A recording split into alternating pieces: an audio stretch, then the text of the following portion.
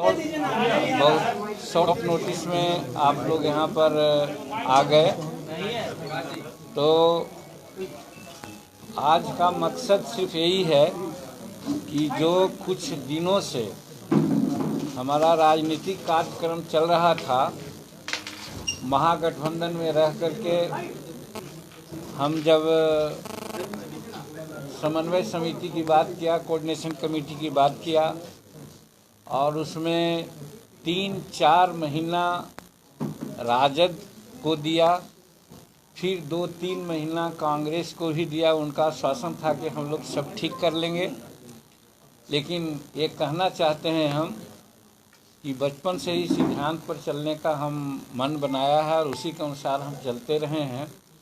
और जब अंत देखा कि अब ये लोग महागठबंधन के लोग समन्वय समिति के पक्ष में नहीं हैं, तो वैसी परिस्थिति में आपने देखा कि गत महीना में 20 तारीख को हम महागठबंधन से अलग होने का इरादा कर लिया, फैसला कर लिया। अब उसके बाद आप लोगों की जिज्ञासा रहती थी, सब लोग पूछते थे कि अगला कदम क्या होगा। तो हम प्रायः कहते थे कि जल्दीबाजी में कोई ऐसी बात नहीं करेंगे, 2-4-10 दिन में हम निर्णय लेंगे।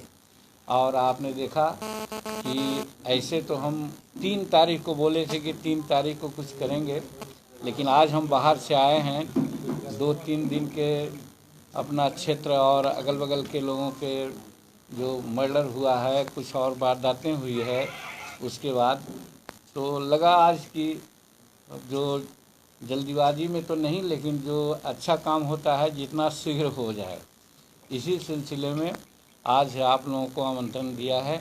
और आज हमने निर्णय ले लिया, हमारे लोग हमको अधिकृत भी किए हुए थे कि कहाँ हम लोग जाएंगे। तो आज हमारा फैसला ये है कि हम नीतीश कुमार जी के जदयू पार्टी का एक अंग हो करके, यानी कि एलाई हो करके हम उनके साथ रहने का इरादा किया है। मर्जर की बात हमारे लोग नहीं करते थे, इसीलिए मर्जर की बात नहीं आई है। हम उनके साथ एलाई के रूप में काम करेंगे। नेचुरली जब जदयू और माननीय नीतीश कुमार जी एनडीए के जब पार्टनर हैं, तो हम भी अपने को मानते हैं कि आज से एनडीए के पार्टनर हम कहना चाहते हैं। ऐसे भी है, वो आप लोग सब जानते हैं कि प्यार में और युद्ध में कोई इफ बट नहीं होता है, सब चीज़ जायज़ होता है। हमारा कहना है कि जब हम युद्ध में जा रहे हैं और एक दूसरे के साथ दिल में दिल मिलाने की बात किया है, तो यहाँ पर कोई प्रश्न नहीं उठता है और लाभ हानि की बात नहीं सोची जाती है। सिर्फ और सिर्फ एक म्यूचुअल अंडरस्टैंडिंग जिसको कर सकते हैं कि म्यूचुअल अंडरस्टैंडिंग बनी है। और हम समझते हैं कि हर एक दूसरे का सम्मान हम लोग देखेंगे और जिस प्रकार से गठबंधन को आगे बढ़ाना है, जदयू को आगे बढ़ाना है, इस पर हम लोग चर्चा कर के सीटों का जहाँ तक होगा बंटवारा वो सब किया जाएगा। हमारा कोई शर्त नहीं है, हम बिना शर्त के ही नीतीश कुमार जी के साथ रहे हैं, इसलिए कि नीतीश कुमार जी ने ही हमको मुख्यमंत्री बनाने का काम किया। ये अलग बात है कि किन कारणों से हम हटे या हटाए गए, तो गड़े मुर्दा उखाड़ने की कोई ज़रूरत नहीं है। लेकिन जहाँ से सम्मान मिला है, उस सम्मान को आज भी हम मद्देनज़र रखते हुए हम निर्णय लिया कि अगर हमको कहीं जाना ही है तो हम नीतीश कुमार जी के साथ रहेंगे। और इसीलिए मर्जर न करके, उनमें पार्टी में विलय नहीं करके, एक अलग पार्टनर के रूप में नीतीश कुमार जी के साथ रहने का हमने फैसला लिया है और बिना शर्त के फैसला है।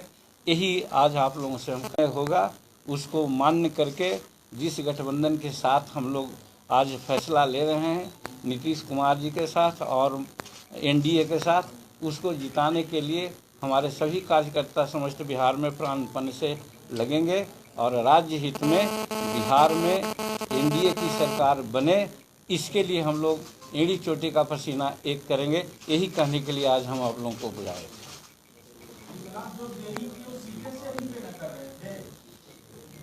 देखिए, कोई भी काम जब होता है तो विचारों उपरांत होता है, और विचार तो अपना हम उसी दिन मन बना लिया था।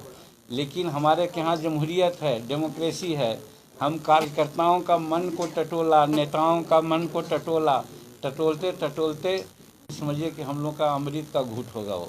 सर, आपको नहीं लगता जहाँ फायदा रहता है वहीं आप रहते? बेटे को विधान पार्षद बनाना था तो राजद के साथ थे, फिर पलटी मार दी। देखिए, कई एक बारी के ये सब बेतुकी बात आप बोलते हो। इसलिए हम कहते हैं कि हमारा संतोष जो एमएलसी हुआ है वो 7वां पास है कि 8वां पास है? वो क्या जो तक कृपा के कौन बात है? अरे उस समय दूसरी बात को भी आप लोग सोचिए, उस समय ये अररिया का चुनाव किसने जिताया? जहानाबाद का चुनाव किसने जिताया? अगर हम 6 विधायक और 7 विधायक जिताए गए, उसमें एमएलसी उन्होंने बिना मांगे उन्होंने कहा, और वैसा मुसहर कम्युनिटी के लोगों को कहा जिस कम्युनिटी में पढ़े लिखे लोग कम होते हैं।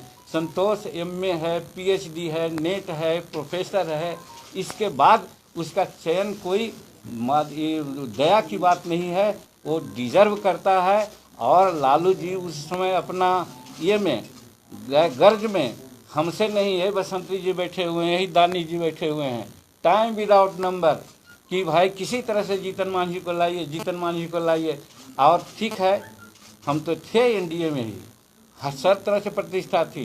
प्रधानमंत्री बहुत लोगों को नहीं जानते हैं, लेकिन जब मीटिंग 2015 में होती थी तो किसी का नाम नहीं होता, सबसे पहले जीतन मांझी का नाम लेते थे। अभी इंडिया राइजिंग का चल रहा था वहाँ दिल्ली में, हम 3rd फ्रंट में बैठे हुए थे। वही कुकुट बांध के बारे में उन्होंने चर्चा शुरू किया कि हम बिहार के लिए किया, जो 24 करोड़ में था अब 300 करोड़ में होने जा रहा है। हमने उसको किया, देखिए जीतन मांझी बैठे हुए हैं, उन्हीं का राज का। सब लोग देखने लगा कि कौन जीतन मांझी है। तो कहने का मेरा मतलब, हमको हर तरह से सम्मान था, लेकिन लालू प्रसाद जी के गलत माने चक्कर में हम पड़ गए कि आओ भाई, जो एनडीए नहीं कर रहा है हम लोग आपको साथ देंगे, चाहे आरक्षण का मामला हो, सामाजिक न्याय का मामला हो। लेकिन वहाँ जब हम गए तो हमको तो यही लगा कि वहाँ भाई भतीजेवाद है, करप्शन है, हर तरह से अपने बारे में विशेष सोच है, न कि राज के बारे में सोच है। इसलिए वहाँ गए, और जिसमें एमएलसी उन्होंने बनाया, कोई दया उन्होंने नहीं की है, उपकृत हम लोग किया, उनको मेहनत किया गया, उसके ये में उन लोगों ने बनाया। यही आज से आप लोगों को समझना चाहिए। के दशक से है, आपको अभी पता चला? सर एक बात बताइए कि आप विधानसभा का चुनाव लड़ेंगे? अभी नहीं सोचा है हमने कहा है, ये बात को भी जान लीजिए कि अभी पहले कहा था, एक शब्द को याद रखिए कि हमने कहा था कि बचपन से हम सिद्धांत पर चलने का प्रयास किया है। और जिस राजनीति में जिस समय हम आए थे, हमने कहा था कि 75 वर्ष के उम्र तक सक्रिय राजनीति यानी चुनाव की राजनीति में लोगों को रहना चाहिए। 75 वर्ष की उम्र के बाद चुनाव की राजनीति में नहीं जाना चाहिए। हम 75 वर्ष क्रॉस कर गए हैं। वैसी परिस्थिति में हम 80% अपने को यही सोच रहे हैं कि हम चुनाव नहीं लड़ेंगे। लेकिन जमहूरियत है, कार्यकर्ताओं का मनोबल है, राज्य हित है, जिस दल में हम लोग गए हैं, जिस गठबंधन में गए हैं, उनका क्या विचार है, इस पर विचार करके आगे निर्णय लेंगे। लेकिन अभी यही है, हम अपने मन से चुनाव लड़ने के पक्ष में नहीं हैं। कुशवाहा जी आ रही है आपके साथ? अब ये बात हम नहीं कर सकते हैं, क्योंकि हम 2 दिन से बाहर थे, आज आए हैं। क्या यहाँ की पॉलिटिकल स्थिति है, इसकी जानकारी हमको नहीं है। सर, एक सवाल है कि जिस तरह से सरकार से अलग थे, उस समय कई तरह के आरोप थे सरकार के ऊपर, बेरोजगारी मुद्दा रहा, दलितों को का शोषण आपने मुद्दा बनाया, कई तरह की चीजें। क्या लग रहा है कि आप जब जदयू में मिलने जा रहे हैं तो ये मुद्दा जीतन राम मांझी के लिए सक्रिय रहेगा, ये बंद हो जाएगा, बैठ जाएगा? देखिए, कोई भी मुद्दा को सॉर्ट आउट करने का तरीका होता है।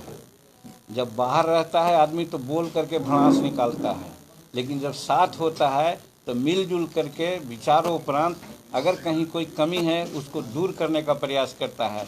तो हम नीतीश जी के साथ और एनडीए के साथ इसलिए आए हैं कि कहीं कोई बातें ऐसी होगी जो जनता आजकल उसको नहीं समझती है या कहती है कि ये गलत बात है, उन बातों पर विचार करके हम ठीक रास्ते पर चलें, इसका भी प्रयास हम करेंगे।